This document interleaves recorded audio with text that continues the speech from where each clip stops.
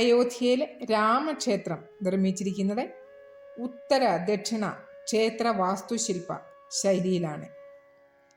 ഉത്തരേന്ത്യയിലെ നഗരശൈലിയും ദക്ഷിണേന്ത്യയിലെ ദ്രാവിഡ ശൈലിയും കൂടാതെ രാജ്യത്തെ എഞ്ചിനീയർമാരുടെ സാമർഥ്യവും ചേർത്ത് നിർമ്മിച്ച് 70 ഏക്കർ നിർമ്മിച്ച ഒരുങ്ങിയ ഈ അമ്പലമാണ് ഇപ്പോൾ 22-ാം തീയതി ഉദ്ഘാടനം ചെയ്യാൻ പോകുന്നത്.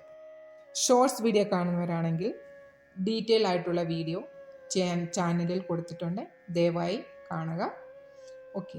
അയോധ്യ നഗരത്തിനുള്ളിൽ സരയൂ നദിക്ക് അരികിലായി ഒരു അദ്ഭുതമായി എല്ലാവരുടെയും ആശങ്കയിലാഴ്ത്തിയ രാമക്ഷേത്രം ഇതാ ഉയരുകയായി. 4 വർഷം കൊണ്ടാണ് ഈ ക്ഷേത്രം പൂർത്തീകരിച്ചിരിക്കുന്നത്. ജനുവരി 22-ന് ക്ഷേത്രനട തുറക്കുമ്പോൾ നിങ്ങൾ കാണുവാൻ പോകുന്നത് ഒരുപാട് അത്ഭുതങ്ങളും ഒളിച്ചു വച്ചിരിക്കുന്ന രഹസ്യങ്ങളുമാണ്. അതുപോലെ തന്നെ ഒരുപാട് വെല്ലുവിളികളെ അതിജീവിച്ചാണ് ഈ ക്ഷേത്രം പൂർത്തീകരിച്ചിരിക്കുന്നത്. 1800 കോടിയാണ് നിർമ്മാണ ചെലവ്. 1000-ലേറെ വർഷങ്ങളാണ് ഈ ക്ഷേത്രത്തിൻ്റെ ആയുസ് പറഞ്ഞിരിക്കുന്നത്. എത്ര വലിയ ഭൂകമ്പത്തെയും നേരിടുവാൻ തക്ക വാസ്തുശൈലിയിലാണ് ഇത് നിർമ്മിച്ചിരിക്കുന്നത്. L&T കമ്പനിയാണ് ഈ ക്ഷേത്രം നിർമ്മിച്ചിരിക്കുന്നത്. നിർമ്മാണത്തിൽ ഇരുമ്പും കോൺക്രീറ്റും ഉപയോഗിച്ചിട്ടില്ല എന്നാണ് എഞ്ചിനീയർമാർ പറയുന്നത്. ഇതുകൂടാതെ കാലം കഴിയുമ്പോൾ മണ്ണിലെ ഈർപ്പം നിരന്തരം തട്ടി അടിത്തറയിലെ കല്ലുകൾ ദ്രവിക്കുന്നത് ഒഴിവാക്കാൻ 1700 ഗ്രാനൈറ്റ് കല്ലുകളും നിരത്തി വിരിച്ചു. രാജ്യത്തിലെ എഞ്ചിനീയർ മേഖലയിലെ ബുദ്ധി വൈഭവം കൂടിയാണ് ലോകത്തിന് മുന്നിൽ ഉയർന്നു നിൽക്കുവാൻ പോകുക. രാം ലല്ലയാണ് ഇവിടുത്തെ പ്രധാന മൂർത്തി. ശ്രീരാമൻ്റെ ബാലരൂപമാണ് രാം ലല്ല. സ്ക്രീനിൽ കാണിച്ചിരിക്കുന്ന ഈ മൂർത്തികളാണ് റെഡിയായിരിക്കുന്നത്. രാംലല്ലയുടെ 3 വിഗ്രഹങ്ങൾ ഒരുക്കിയിട്ടുണ്ട്.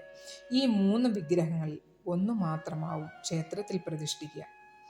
തയ്യാറാക്കിയതിൽ വെച്ച് 5 വയസ്സുകാരൻ്റെ ഓജസ്സും കോമളത്വവും ഏറെയുള്ള വിഗ്രഹമായിരിക്കും ക്ഷേത്രത്തിലെ പ്രധാന പ്രതിഷ്ഠ ആകുക.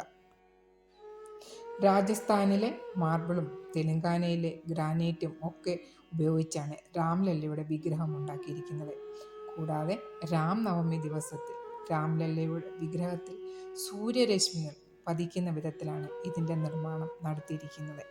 ഇതുകൂടാതെ കുറേയൊക്കെ വിശേഷതകളുണ്ട്. ഞാൻ അടുത്ത വീഡിയോയിൽ ഓരോരോ കാര്യങ്ങൾ പറയുന്നതായിരിക്കും. അപ്പോൾ എല്ലാവരും വീഡിയോ കാണണം. ആദ്യമായിട്ട് കാണുന്നവർ ചാനൽ സപ്പോർട്ട് ചെയ്യണം.